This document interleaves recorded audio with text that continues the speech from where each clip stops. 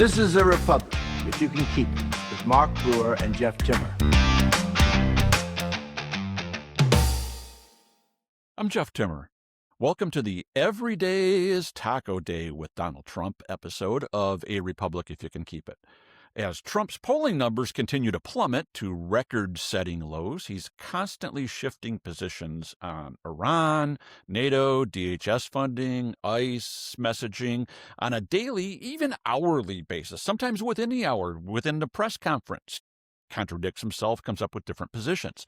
About the only constants, his efforts to shift the blame for everything bad to Biden and Obama and his preoccupation with his $400 million White House ballroom, figuring out ways to add more than $4 billion to his own wallet, quite honestly, that he and his sons are gobbling up over the last year through the Trump company, all their crypto and schemes that they have going on.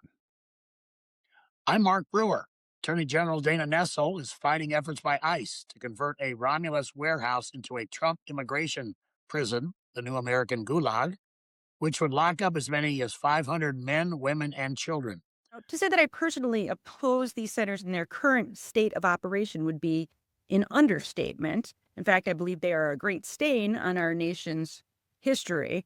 However, as the state's attorney general, I have a legal and moral authority to act if and when this administration behaves unlawfully and does so in a way that harms Michigan's residents. And I stand before you today because the Romulus warehouse is simply not and never will be an appropriate place for a large detention facility. That warehouse would give ICE close access to Metro Airport, but it's also adjacent to a residential neighborhood near a middle school and high school and in a floodplain. So hats off to Dana Nessel for challenging that facility. The drive to reverse changes the state legislature made last year to Michigan's tipped and minimum wage laws is on hold. The ballot question committee, One Fair Wage, had sought to collect enough signatures to place a referendum vote on the November ballot, but was unable to meet their signature goals. Instead, the group said it planned to throw its efforts behind a separate ballot initiative seeking to limit certain political contributions. Here in Michigan, the Democratic race for U.S. Senate has been a battle of the polls this week. A new internal poll from State Senator Mallory McMorrow's campaign shows her leapfrogging Representative Haley Stevens, who's now trailing the field in third place behind Abdul El Sayed in the closely watched Senate Democratic primary. McMorrow's poll from the Global Strategy Group has her leading the field with 30%, followed by El Sayed at 25%, and Stevens at 23% with 21% undecided. The same survey showed McMorrow in second place and trailing Stevens by 6 points last June. But a poll from the Stevens campaign shows that the race is a statistical three-way tie. Stevens 28, El Sayed 26, and McMorrow 25. All those numbers being well within the 3.5% margin of error. Let the race begin. Seems like a jump ball. McMorrow is the first statewide candidate to announce she has the signatures to appear on the ballot. Her campaign says she will file 30,000 signatures, which is the maximum allowed under state law to qualify her for the August primary. The signatures, according to the campaign, were all gathered by volunteers. Nearly all statewide campaigns typically use paid circulators. Jeff and I are recording 2 days before the state Republicans gather in Novi to endorse candidates for statewide office other than governor, lieutenant governor, and U.S. Senate. But there's new drama in the battle for Secretary of State. The sister of contender Amanda Love publicly alleged that her family member was truly evil person. Adora Orlowski says her sister will do anything to gain power and control. She went on to accuse Love of never having a real job and lacking the experience to serve as Michigan's Secretary of State. Break out the popcorn. A majority of Michigan voters believe the country is generally going in the wrong direction. 58% say things have gotten seriously off on the wrong track, and only 33% say the country is headed in the right direction. Only 63% of Republicans polled were happy with the country's direction. The poll was commissioned by Republican firm Marketing Resource Group. Continuing a trend we have seen across the country throughout the last year and a half, Donald Trump is now represented in Florida's legislature by a Democrat. Democrat Emily Gregory scored a major upset on Tuesday, flipping the legislative district that includes Trump's waterfront grifting headquarters at Mar-a-Lago. Gregory's a first-time candidate who runs a fitness business program serving women. She defeated her Republican opponent by a 51-49 margin to win the House district in Palm Beach County, a district previously represented by Republicans and which was carried by double digits by Donald Trump in the last election. Trump, of course, who says mail-in voting is cheating, voted in the election by mail. And we also understand that Melania and Barron Trump also mailed in their votes. Florida Democrats flipped a second legislative seat on Tuesday. Navy veteran union official Brian Nathan flipped a Tampa-based state Senate seat that became vacant after Governor Ron DeSantis tapped its previous occupant to serve as his lieutenant governor. The trend of special elections flipping seats from Republican to Democrat has continued. Not one seat has flipped the other way since Trump became president the second time. You've got to know that it's spring of a campaign year when we hear campaign theme songs. Of course, they date back to George Washington, and they include John Kennedy's iconic campaign song sung by Frank Sinatra. Everyone is voting for Jack, 'cause he's got what all the rest lack. Everyone wants to back Jack. Jack is on the right track, 'cause he's got high hopes. And Trump dancing to the YMCA song. But now here in Michigan, this cycle, candidate for everything, Perry Johnson, has jumped into the music world with a less than memorable ditty, likely created with artificial intelligence. In the heart of Michigan, voice rings true. Perry Johnson coming, he got work to do.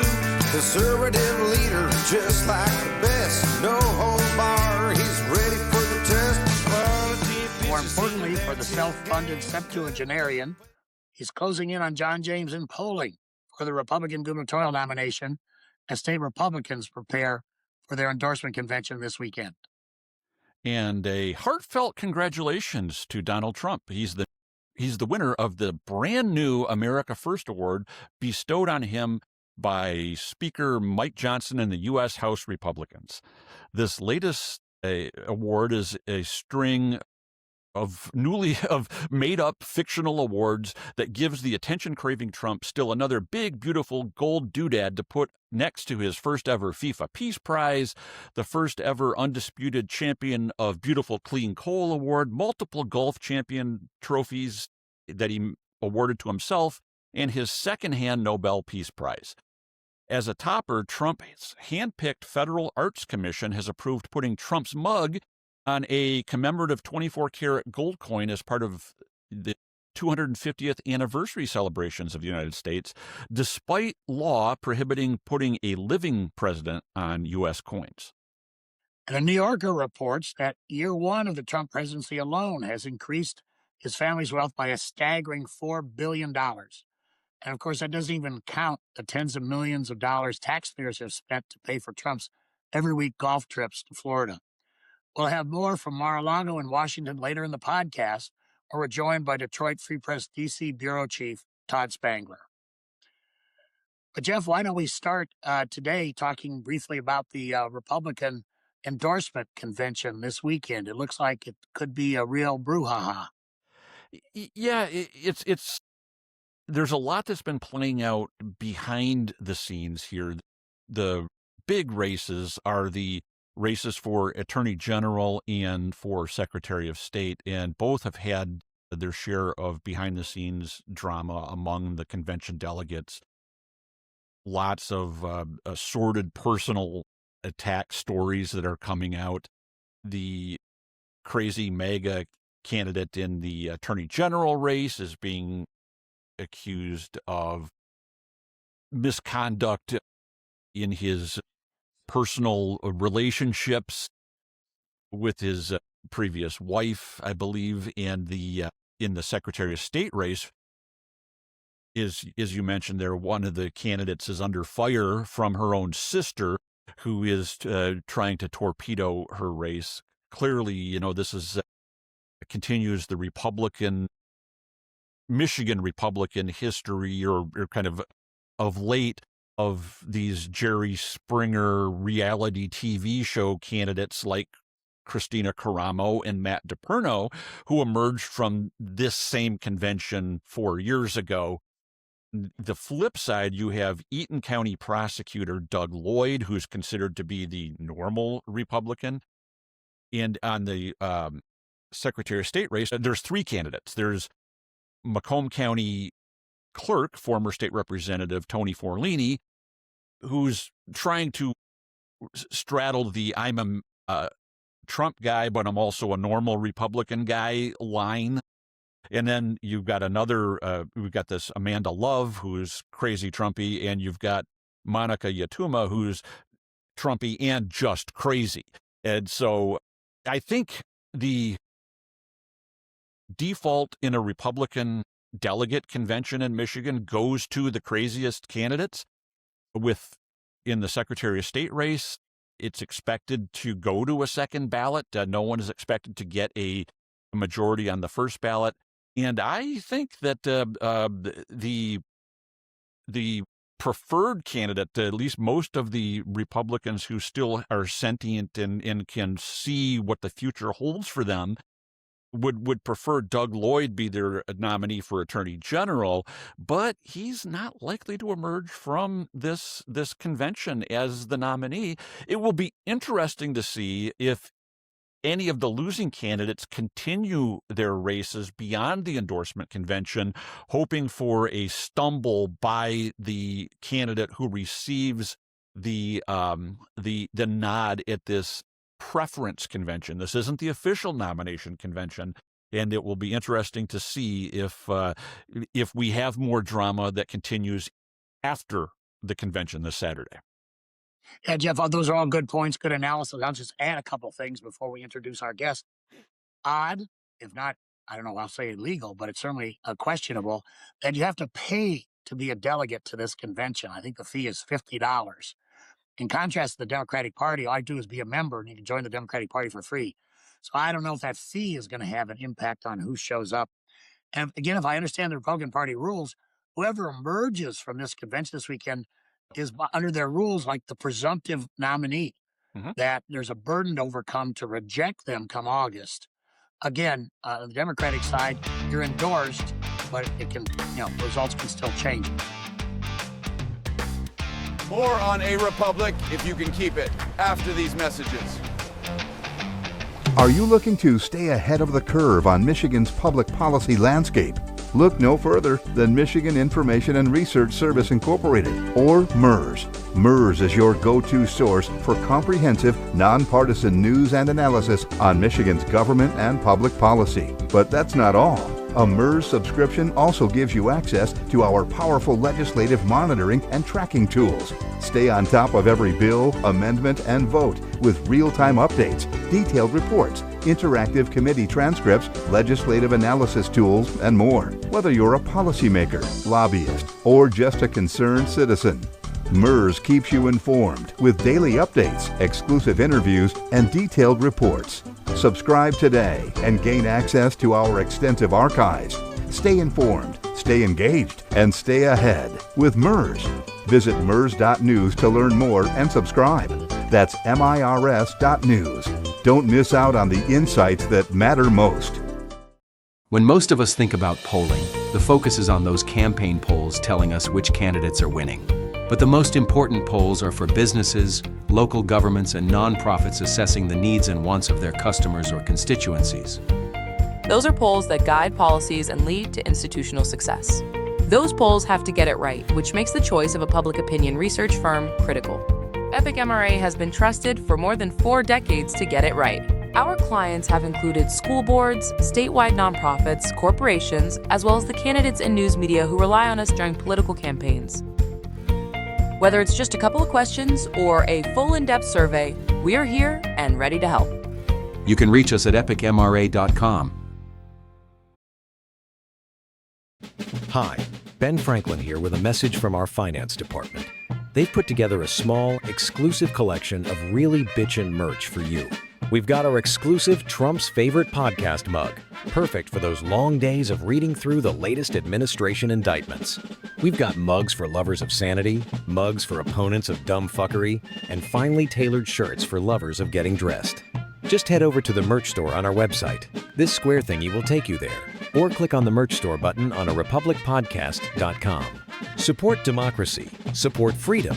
Wipe out dumb fuckery. Franklin, out. Joining the conversation this week is veteran Detroit Free Press reporter Todd Spangler.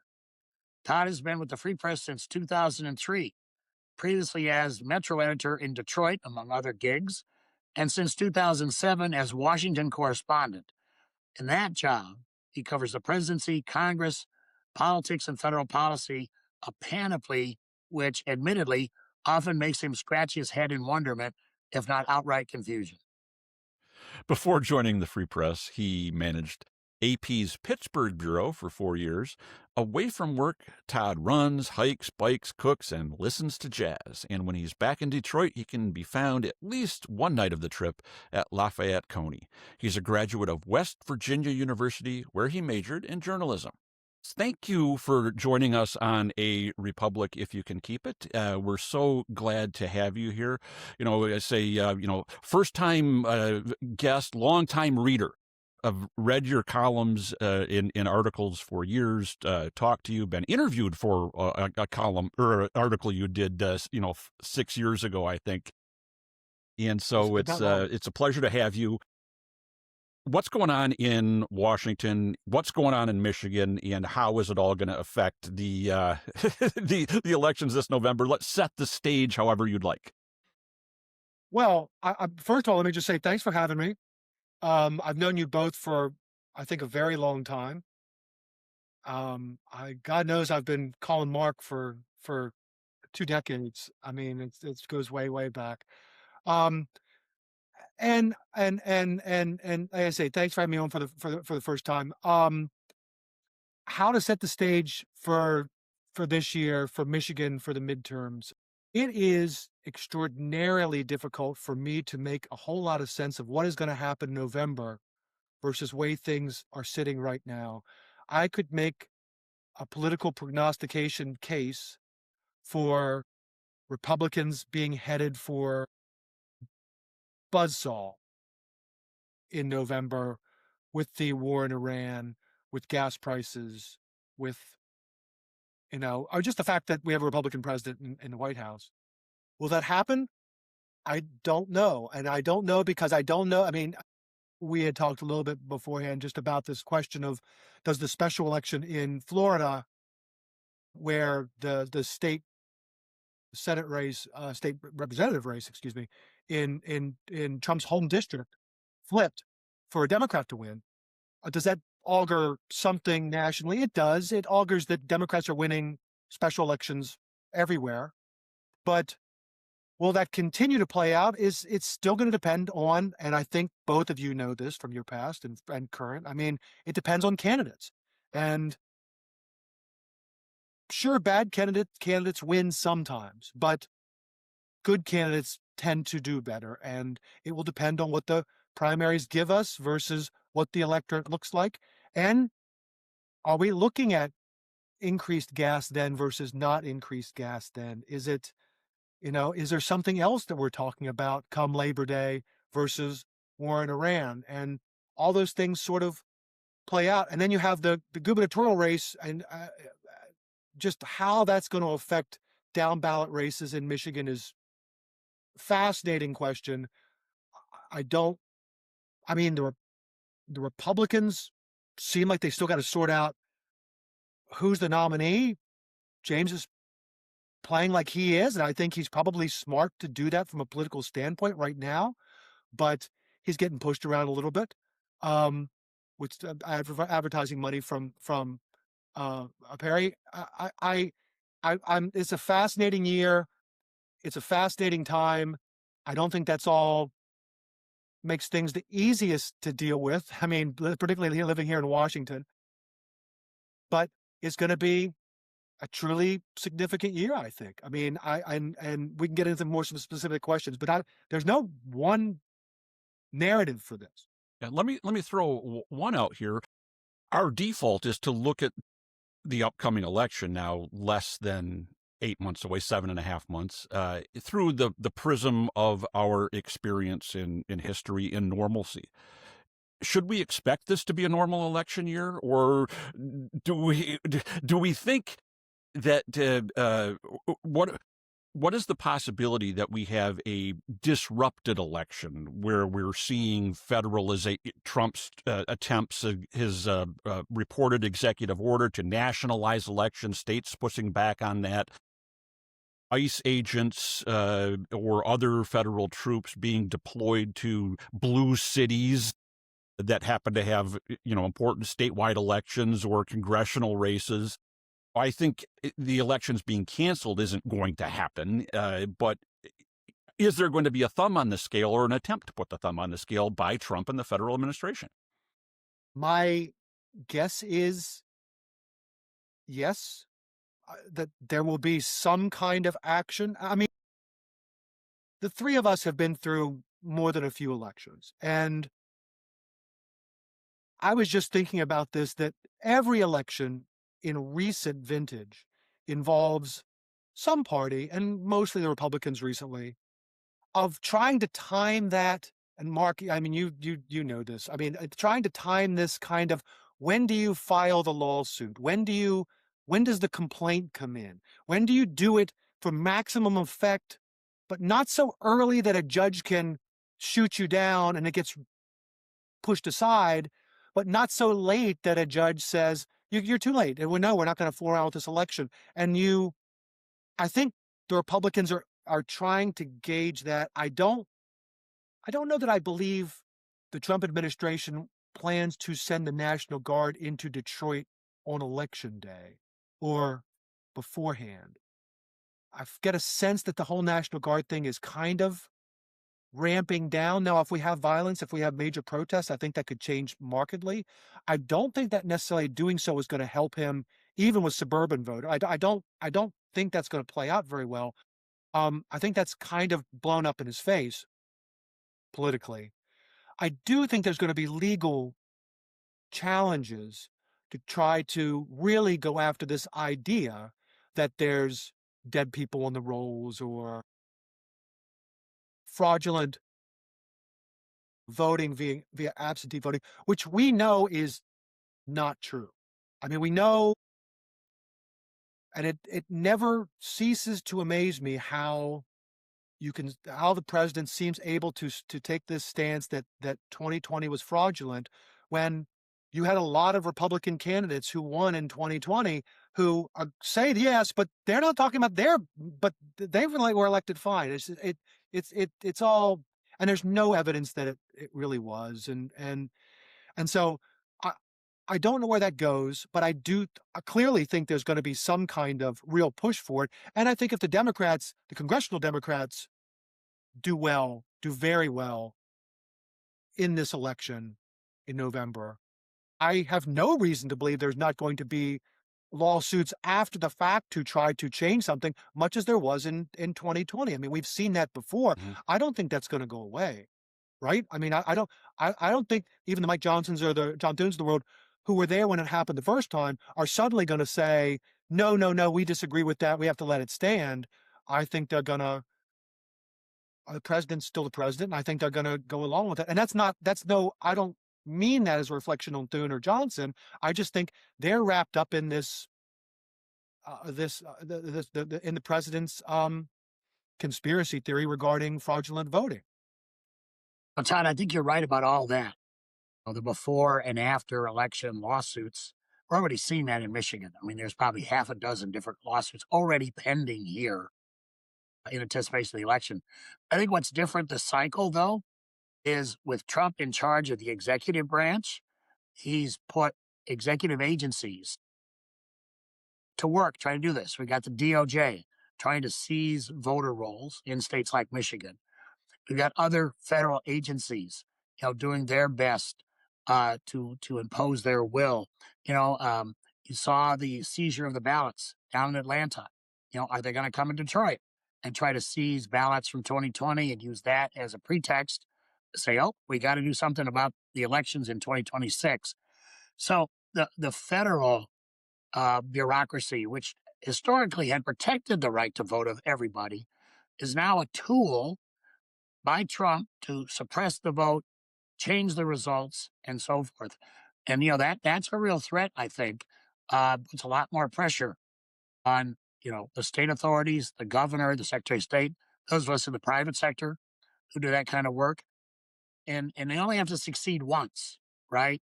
And we've blocked a lot of it so far, but it's a real threat. Will the National Guard be called out on election day? I think you're right, probably not, but we might have ICE agents. I mean, we've got an expanding ICE presence here in Michigan, right? They're already at the airports, and people are thinking, well, that may be a trial run for having them show up at the polling place. So there's just a lot of threats, but I think the big one is that now the federal government is the enemy of voting, not its friend. I think the major point you make there, Mark, which is something we have to watch, keep a very, very close eye on, is DOJ. This isn't the Republican National Committee's filing suits. This is the Justice Department and the power of the most powerful law enforcement organization, certainly in the Western Hemisphere, if not on Earth, saying, we think you're cheating and we demand these documents. Now, I don't get a sense that every Republican in Congress is entirely comfortable with that. I do think there's plenty of people who say Thune being one, that local control of elections is extraordinarily important. And the Supreme Court is going to go where they're going to go. And I'd love to hear what you guys, I've covered them for a long time too. And I recognize that it's a conservative court. But I would have predicted prior to the tariff decision that the tariff decision was going to go the way it went. Whether it's conservative, I don't think conservative necessarily means in the case of the court that they're all in Trump's and the Trump administration's pocket. Not that any of them were in a pocket, but that they're beholden to rule in the way he'd like.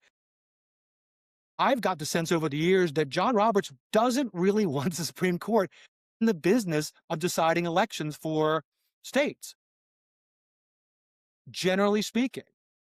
And that's why I think if that goes up the hill, I don't know that it's necessarily a slam dunk that the Trump DOJ might want it to be. That's not a prediction, but when you're trying to read their past, I think Roberts is probably going to go the way he's normally gone on these sorts of things.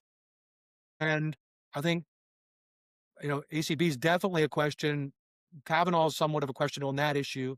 And Gorsuch, Gorsuch as well. I think you're right that Alito and Thomas will do and say they're going to be with Trump no matter what. I mean, there would be a 7-2 if Trump declares martial law and that he's going, they would not oppose him. But I think 7-2, 6-3 on these big questions of the foundation of democracy are likely to hold.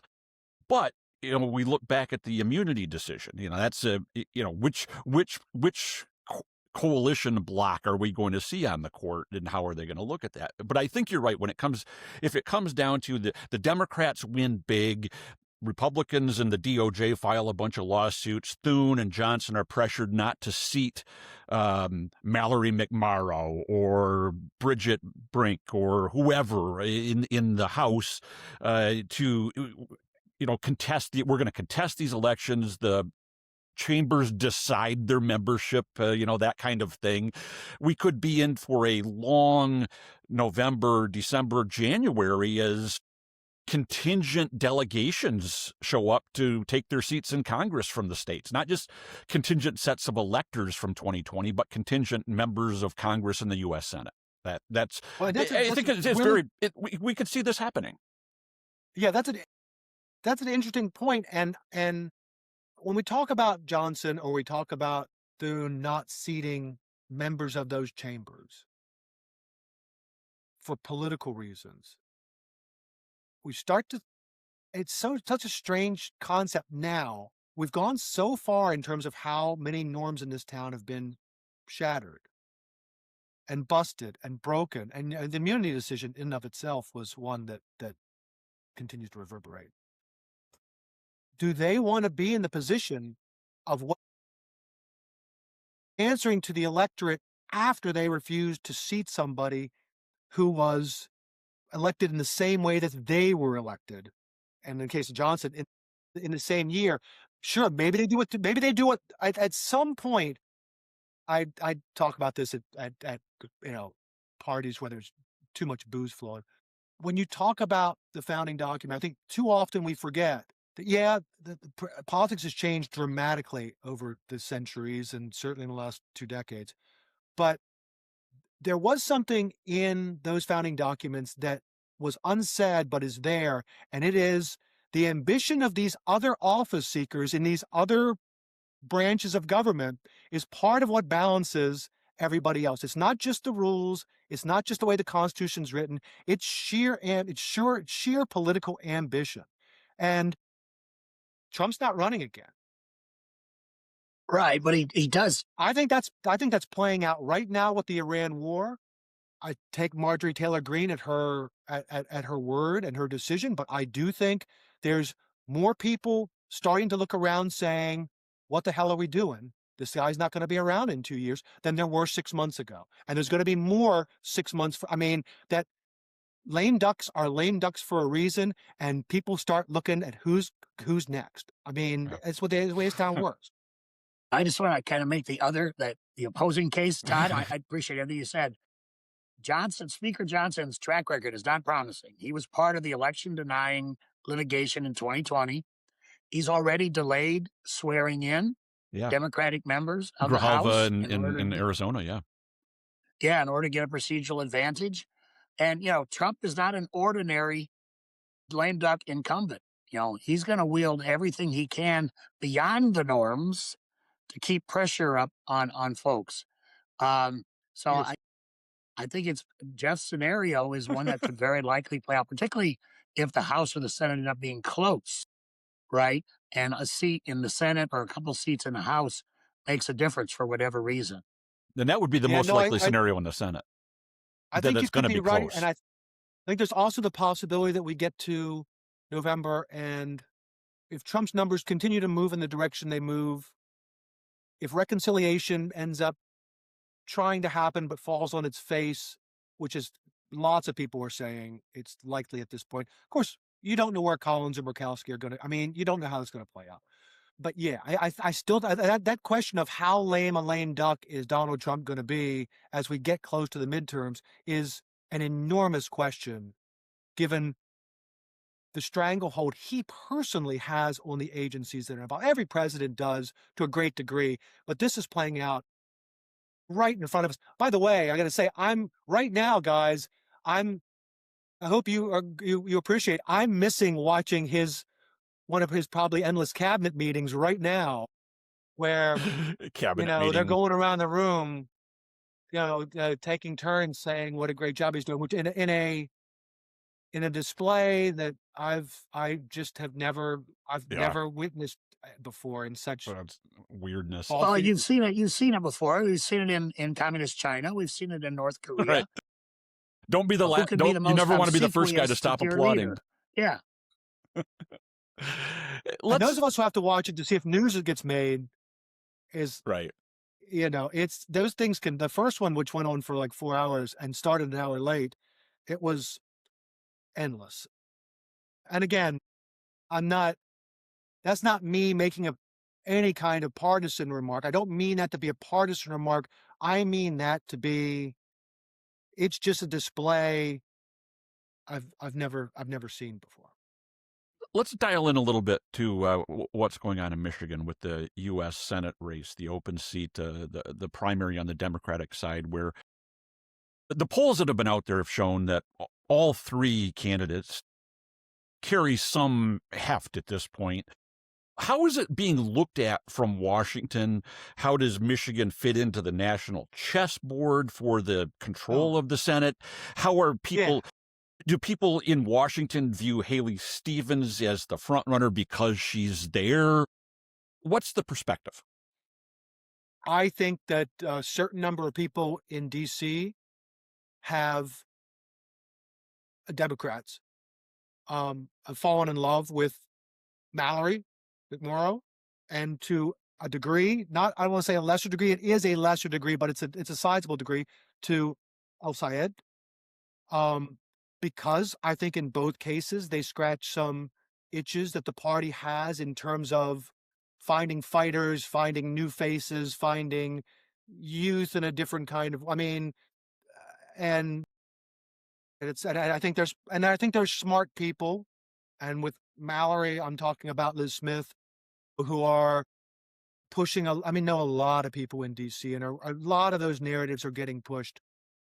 And it's an important race, to your other point. It's an extraordinarily important race because if they were to lose it, if Rogers were to win, it's hard to see how Democrats have any chance of taking back the Senate.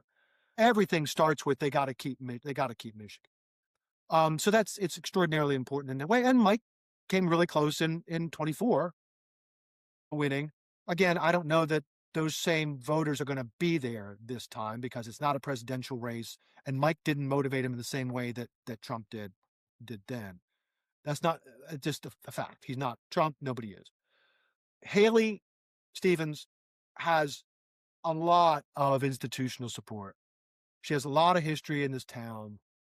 She's won in Oakland County. I view this, and it's one of the reasons I haven't written a whole lot about the race at this point, is I think this is an essentially even race. I mean, it feels like McMorrow, Stevens are somewhere around the top, and then Syed slightly behind, somewhat behind, and then a huge gap of people who are saying, I don't know. I mean, voters saying, I don't know. I think that'll come more into focus. Everybody says that. It'll come more into focus in the next couple months once people start getting up and there's ads and things like that. I think there's a lot of smart guys here in D.C. who think that McMorrow or El Sayed can lead the revolution, and they're both pugnacious in a different kind of way than Stevens is. But those are three really good candidates. I really do believe that in each case you're dealing with a candidate who's pretty good on the stump and who's pretty smart and who has a base, who has something they can rely on. Which of them is going to do better against Rogers in November? I mean, we could have that conversation. I think El Sayed has the longest, hardest time of beating Rogers straight up in Michigan, but he's a smart guy. He's great on the stump. I saw him at a UAW thing here, and he was great. Mm-hmm. I mean, he can fire people up. So that's sort of how I see it. I don't think there's a leader right now. I don't think Stevens is the de facto front runner anymore. Okay. Now, all that being said, yesterday, I guess it was, McMurrow's campaign put out an internal poll. Mm-hmm. And let me just say, there's a reason we don't write or comment on internal polls. I have no idea. Now, I might even ask them, can you show me the whole thing? Can you show the cross tabs? Can you show me the questions? And they might have shown them to me. Mm-hmm. But I have no way to audit whether they're showing me everything. And if in a month there's another poll, which there will be, because they're candidacy, they're polling all the time, and it doesn't show that, they're not going to show it to me, and they're not under no obligation to. So there's no way for me to, or any news organization, to balance that. So when I see other news, and they should do what they want to, they should do whatever gets them elected. That's their job, is to advocate for a candidate. But when I see other news organizations, or I see other news people, particularly here in D.C., going on X and saying, oh, look, an internal says this, Haley's in trouble, I very much feel like, dude, this is not where you want to be trotting out internals, because everybody has internals, and you can't trust them. It's not saying anybody's misrepresenting in this particular case, but you don't know if somebody's going to be misrepresenting down the road, and you have no way of checking it. So you should not use internals, period, if you're a news reporter. filing deadlines. Yeah. Less than a month away now. We'll see who actually files and how much they file. And if they get there'll their be another- signatures right. Right. Yeah, They had the problems with after that the in the past. filing challenges. And then there's campaign finance reports due again. We'll see how they're doing on fundraising. I mean, none of this is a silver bullet in terms of predicting the result, but it's cumulative. It all adds up in terms of what the picture looks like. Before we let you go, because I know we've kept you quite a while here, Todd, just want to get your thoughts again on the governor's race. It looks like Terry Johnson is making some inroads with his vast amount of spending against John James, and there's been a lot of disgruntlement among the grassroots with James not showing up at events, not showing up at debates, those kinds of things. I mean, what's your take? Do you think it's possible that Terry Johnson could win? And also, Mike Cox is still out there. He's put a lot of his personal money into this race. He hasn't spent it yet. He's holding on to it. I mean, what's your take right now on the Republican gubernatorial contest? I have ongoing takes on this. By the way, I still am surprised that there hasn't been a Rick Snyder type character who's jumped into this race from outside politics without the kind of name recognition to try to consolidate everything. I guess that's kind of what Mike has done, but from inside politics and from the Democratic side. But Duggan, I mean, but I'm really surprised that that person isn't there. John James is a young guy. He's got a lot going for him, and he's got a lot of name recognition because of the Senate races. I don't know that my personal feeling is that Perry comes up short in that race. And people keep saying to me, is James really going to run?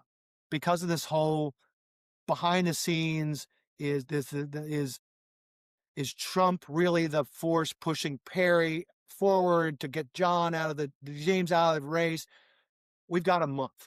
I mean, filing deadlines in a month. I mean, I don't see John James making a decision to drop out of the race in the next 4 weeks. That doesn't sound right to me. You have to scramble to get those signatures. Yeah. And so I think that's all. It would be astounding. I think that's theater. I think that's theater. I think that's. I don't know why. I don't know why Perry's dropping that kind of dime on it, but I don't.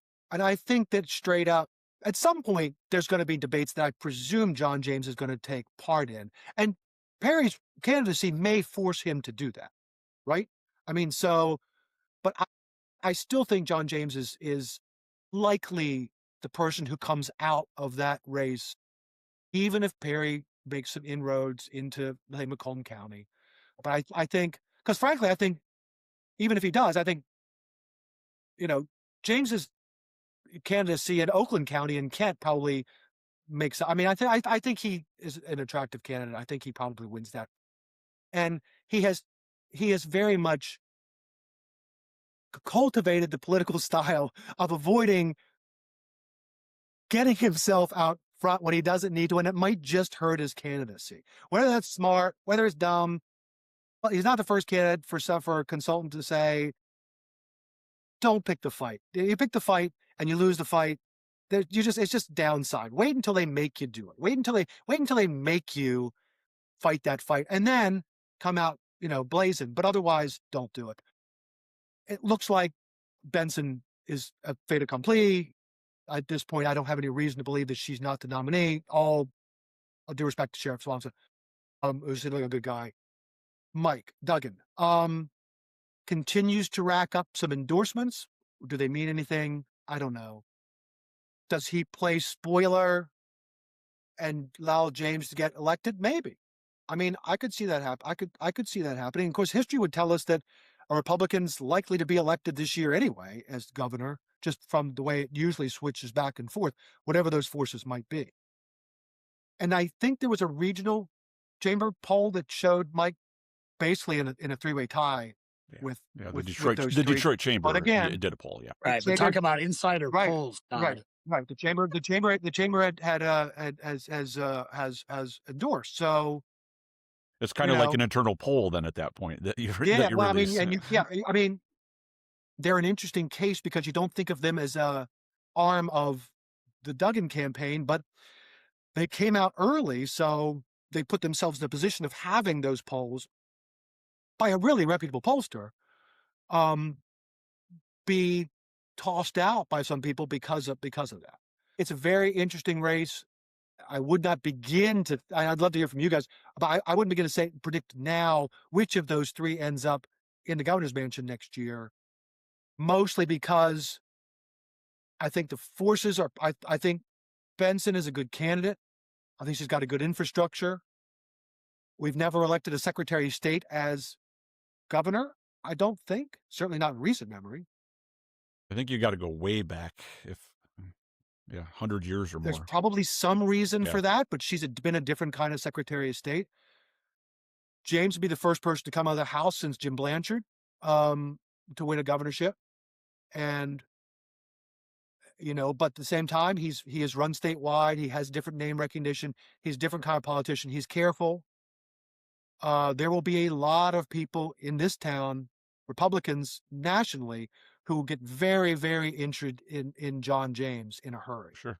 If he were to win, he would have a big role in 28. I mean, to have a black governor, black Republican governor in Michigan in 28 would be very. I mean, immediately start talking about him on the ticket. Republican on the ticket.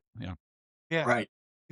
And then in terms of Duggan is a pretty smart politician in his own runs. I don't always think that his political instincts in pushing other people have been great, but I'm surprised this has gone on as long as it is. I think they see a path, and given the way people feel about incumbents, and is he seen as an incumbent? Is he seen as a steadying force? Does he burst through by saying, I'm not beholden to Trump, but I'm not beholden to the Democratic Party writ large either. I'm showed that with my independence. And do people react to that in sort of the same way they reacted to Rick, in 2010 as a Republican, but not as a Republican? I don't know. It's going to be fascinating. It's already fascinating to see how it plays. Well, Todd, you've been very generous with your time this morning, but I think we will let you go so you can go watch the rest of the Trump cabinet meeting. I don't want to miss that. Great. Thanks, guys. It's been great. Y'all have a great year, and we'll talk soon. Yeah, thanks, Todd. Yep. With that, we're done for this week. Getting locked in for a weekend of college basketball and hockey. As of recording time, Michigan State and Michigan are among the favorites in both those sports. For those experiencing our weekly wisdom via the audio podcast, we highly recommend subscribing to the video podcast. Our YouTube channel is a Republic podcast. It's gluten-free and a proven promoter of mental health, in contrast to the current occupant of the White House. There's also a link on our website, arepublicpodcast.com. We're getting ready for a mixed message weekend with state Republicans holding their endorsement conventions and millions taking to the streets across the nation for another No King's Day. And to wrap up this week, we'd like to focus on a story that's received little attention this week but deserves far more. The new owners of CBS have given a death sentence to an icon of American journalism, announcing the end of CBS Radio News. This brings to an end nearly a century of setting the standard for broadcast journalism, not just in the United States, but around the world. Its role in our nation was best summed up by legendary Edward R. Murrow in the conclusion of his iconic takedown of Senator Joe McCarthy. Having searched my conscience and my files, I cannot contend that I have always been right or wise, but I have attempted to pursue the truth with some diligence and to report it, even though, as in this case, I had been warned in advance that I would be subjected to the attentions of Senator McCarthy. We shall hope to deal with matters of more vital interest to the country next week. Good night and good luck. And if the Republic is still standing, Mark and I will return next week. Thank you for your attention to this matter. Good night and good luck. A Republic, if you can keep it, is a copyrighted presentation of Michigan Citizens for a Better Tomorrow.